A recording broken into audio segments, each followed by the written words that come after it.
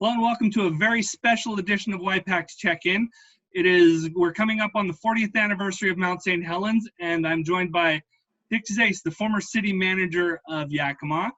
We're going to do an extensive look at Mr. Zais' story about Mount St. Helens on the anniversary, but this is a little bit of a preview, and since I had the opportunity to interview him, I wanted to talk a little bit about just emergency declarations and how cities deal with emergencies and economic downturns.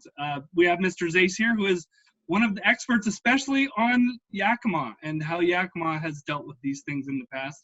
Can you just touch on emergency declarations a little bit and how officials make decisions in these cases? Well, thank you, Sean. It's a pleasure again to be invited to talk with you today and to reflect on some of these matters. Certainly, every community, probably at some point, sooner than later, will encounter a serious event, an emergency, or an economic impact that is going to cause severe repercussions in the economy. And with respect to emergencies, if there is any possibility of there being a recovery and funding that can be obtained from state and federal authorities, a declaration is necessary. You see that at the federal level, at the state level, and city and county levels. That's to declare there has been a precipitous event that has resulted in harm or damage or loss of life or threat to livelihoods and property, of which there needs to be additional resources beyond the control or capacity of the entity to take care of on its own. And that's what is necessary, and it's a formal legal process that's done to grant that authority. Yakima hasn't done it very often. We did it for St. Helens early on, and I think we've done it for a few other events, such as a potential fire emergency of some significance. But not for an economic downturn. You don't just necessarily turn around and declare an emergency because the economy is faltering. So that's a distinction that matters here. It's still necessary, though, for a community that feels the effects of an economic decline or recession. That requires some very particular dedication and commitment from the community, both its leadership at the elected level, if it's a governmental entity, the leadership of the community, and the administrative officers responsible for carrying out the steps that have to be followed in adjusting to an emergency. And you have to work together with the media, with the community leaders, the business leaders, citizens, to help people understand that. Yakima has been somewhat fortunate through these recessionary periods in history that it didn't always feel the absolute effects of an economic decline, such as occurred in the early 80s or in the mid 80s. 87 was a serious recession across the country. Yakima didn't have quite the damage from that that others did. Through the period of 2008 to 2011, however, we did face some very serious effects, both from the economic recession as well as tax revolt at the state level that took away resources from local government that had been used and were dedicated primarily for public safety. I'm talking about the motor vehicle excise tax, and everyone wanted to see a reduction, I think, in that tax, but not everyone knew that that money was dedicated mostly for public safety. And that's where the education and importance of it comes through. What I'm most proud of in the effort that we made in 2008, 9, 10, I retired in 2011, was that we were able to adjust and reduce our expenses and reduce services to a level that we could still manage, not harm critical or essential services. We didn't fill many vacant positions. We didn't have any significant layoffs. There were maybe a handful, and we were able to place those individuals into other positions. Because Yakima, as you may understand, is a full service city. It's unique in that respect. You know, full array of municipal services, police, fire, parks, streets, public works, and the like, but unique services such as the city's wastewater treatment plant, water treatment plant, utility operations that are often part of a utility district in another city or a fire district in another community, and an airport operations. Not every city has these, so a multiple array of services is a lot of responsibility, but it also gives you some choice in how the funding is often dedicated or prescribed to be dedicated. The biggest hit that you face typically in an economic recession is in the general fund from a collapse in sales tax, which happens. The importance is you diversify over time. You can't rely on one single source, because if you do, and some cities were, city of University Place, I recall, through that emergency was 70% reliant on sales tax. Well, it was devastating when it collapsed, as it did in that recession. We had hits and we had reductions, but we were able to prioritize with the council's leadership and help and my financial team and city department heads.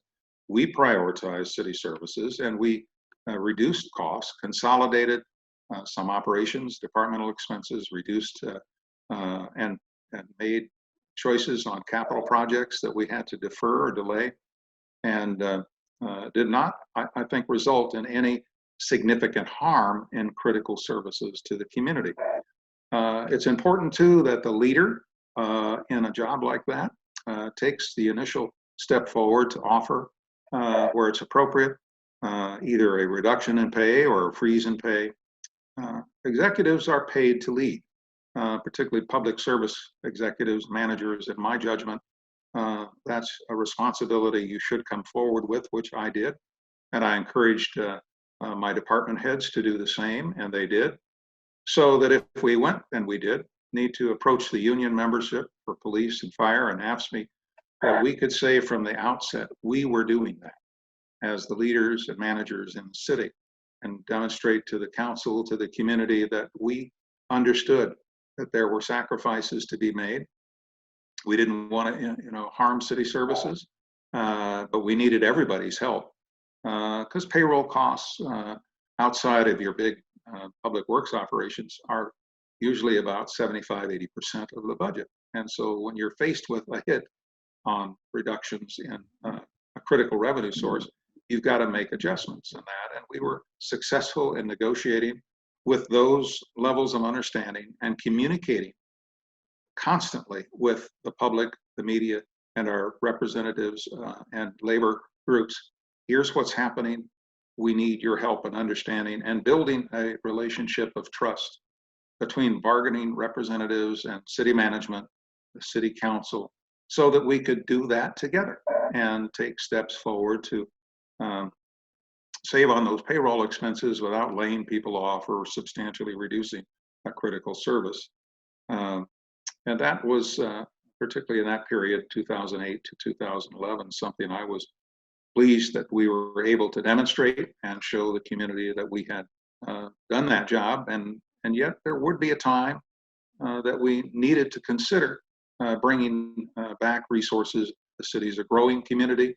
The city services are going to be necessary for the future. At some point in time, there would be a potential need for additional resources.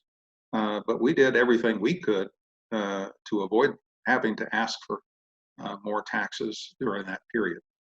And we secured some other additional federal and state resources.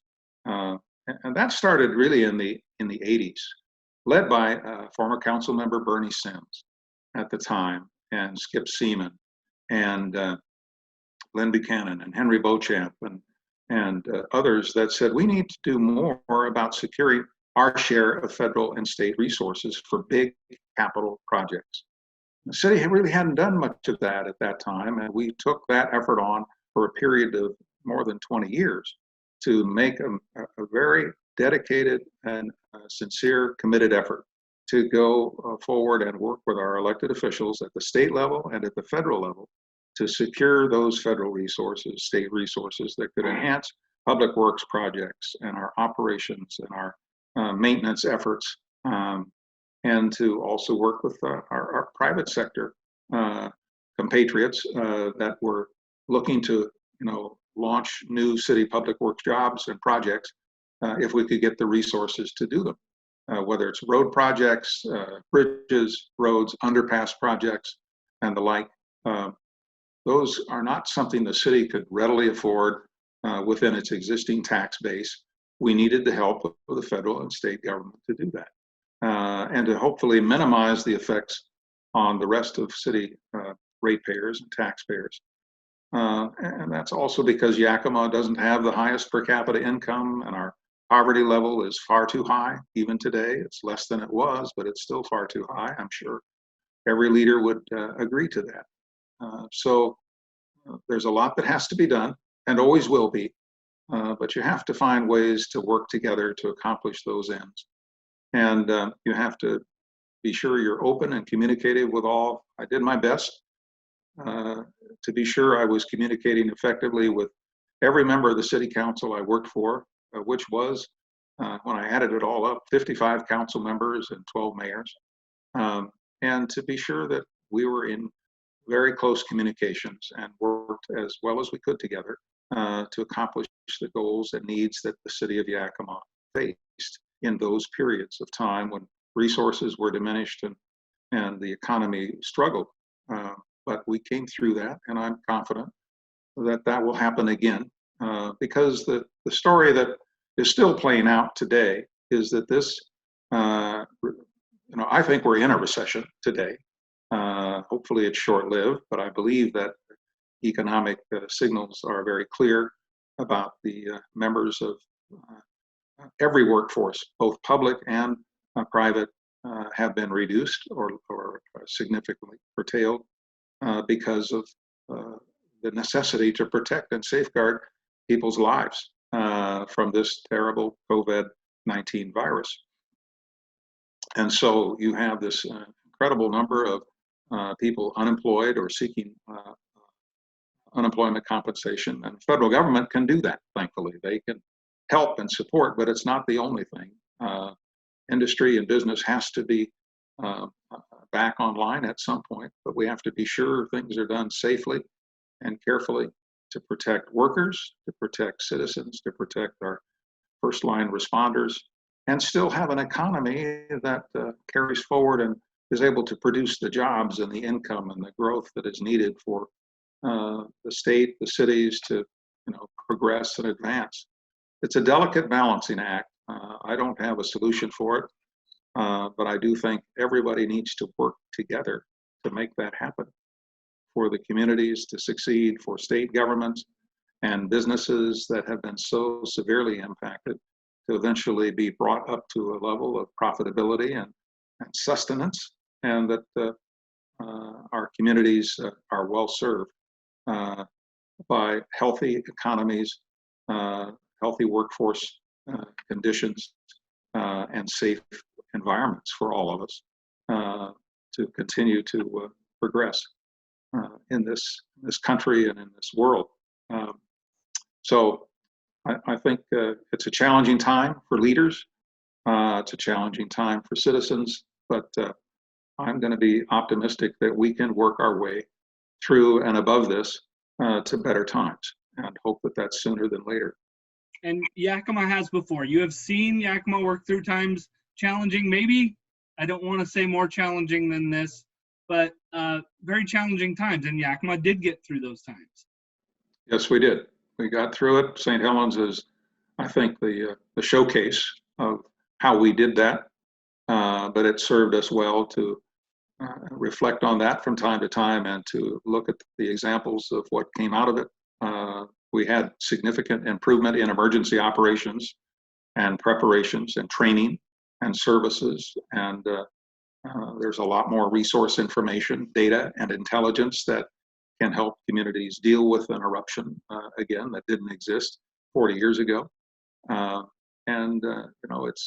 It's a combination of having good skills, good data, good intelligence, good information, and good decision making that comes from that that helps us do better and recover, and that's, I think, what St. Helens demonstrated for us, and our continued efforts over time as we grappled with future recessions leading up to today's present circumstances. I don't want to ask you to give advice, but what would you say to the leaders of Yakima in decision-making in these trying times? Is there words of wisdom from former city manager Dick Zais to our current city manager and other leaders in Yakima? I have no doubt that they are working very hard to do the very best they can. Both the city manager, who I have met, and he's certainly working, I think, very hard in this regard, and the mayor and the council members are. But people don't always agree. There's going to be differences of opinion that come through these kinds of episodes in our community. But what really matters is what's in the best overall interest of the 100,000 residents of the city of Yakima or so, and larger numbers within the region. What serves their interests overall for the better? And how do we get past some of the differences that may hinder us from accomplishing the goals that serve those broader interests and needs? And that's a challenge. It takes, I think, a combination of leadership as well as some humility to know that no one person probably has all the answers, but that we can find answers. We can find solutions if we reach common ground and common understanding. And it takes some extra effort perhaps to do that when things have become polarized in the political world. But we're all here for only a short time in public service relative to the longer interests in how the city has been around for 130 years. And we want it to be another 130 that are successful and progressive. Same is true for our state and for our country. And so in the time you have when you're in public service, try to make the most of that time that serves the broader public interest. There'll be issues along the way that are significant that you made a difference and can count on as having made a difference. That was for the betterment of the community and the betterment of humanity. And when you're faced with tough times, that's what comes to bear. And how you approach that through your leadership, through your friends and neighbors, through your faith, that hopefully is there with you and helps counsel you and guide you in whatever direction that may be from a standpoint of your own faith following. But I do think it's a combination of all of those that will help you do a better job leading and delivering on what's going to be beneficial to the community as a whole. Wonderful. That touches exactly what I wanted to say, and I think that gives the people of Yakima a little bit of hope and a message of hope. And I want to sincerely thank you for joining me today again, Mr. Zais. And we will again have a special with you involved on your story about Mount St. Helens and Yakima's story, and we'll show a little bit of video. That will be on the anniversary. This should be airing just prior to. So I want to thank you for your insight, and just thank you very much for taking the time to be with me today. Well, you're most welcome, Sean. I know you'll do a terrific job and producing this and having it ready for viewing in the near future. So thank you. Thank you for this opportunity. All right. Thank you for joining me, and thank you all, and we'll talk to you very soon.